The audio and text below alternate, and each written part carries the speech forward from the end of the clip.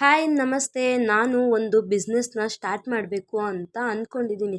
ನಾನು business start ಮಾಡಬೇಕು ಅನ್ನೋದು ಒಂದು ಕನಸು. 9 to 5 ಜಾಬ್ ಬೇಡವೇ ಬೇಡಪ್ಪ ಅಂತ ತಲೆ ಕೆಡಿಸ್ಕೊಂಡು ಫೈನಲಿ ನೋಡೋಣ ಹೇಗಾಗುತ್ತೆ ಅಂತ ಹೇಳ್ಬಿಟ್ಟು ಒಂದು ಬಿಸ್ನೆಸ್ನ ಸ್ಟಾರ್ಟ್ ಮಾಡಾಕ್ತಾ ಇದ್ದೀನಿ.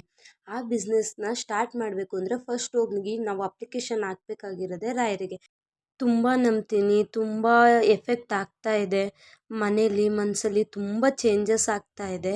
ಸೊ ಹಾಗಾಗಿ ಅವ್ರನ್ನೇ ನಂಬಿ ಅವ್ರ ಹೆಸ್ರಿಂದಾನೇ ಒಂದು ಬಿಸ್ನೆಸ್ನ ಸ್ಟಾರ್ಟ್ ಮಾಡ್ತಾ ಇದ್ದೀನಿ. ಮೊದಲು ಅವರ ಮಂತ್ರಾಕ್ಷತೆ ಇಟ್ಕೊಂಡು ಮನೆಗೆ ಬಂದು ಬೇಕಾಗಿರೋ ಐಟಮ್ಸ್ ಎಲ್ಲ ಪರ್ಚೇಸ್ ಮಾಡಿಕೊಂಡು ಪೂಜೆ ಮಾಡಿ ಇವತ್ತಿಂದನೇ ಸ್ಟಾರ್ಟ್ ಮಾಡಿದೆ. ಯಾವ ಬಿಸ್ನೆಸ್ಸು ಏನು ಎತ್ತ ಅಂತ ಯೋಚನೆ ಮಾಡ್ತಿದ್ದೀರಾ? ನಾನು ಮುಂದಿನ ವ್ಲಾಗಲ್ಲಿ ನಿಮಗೆ ಖಂಡಿತ ಹೇಳ್ತೀನಿ.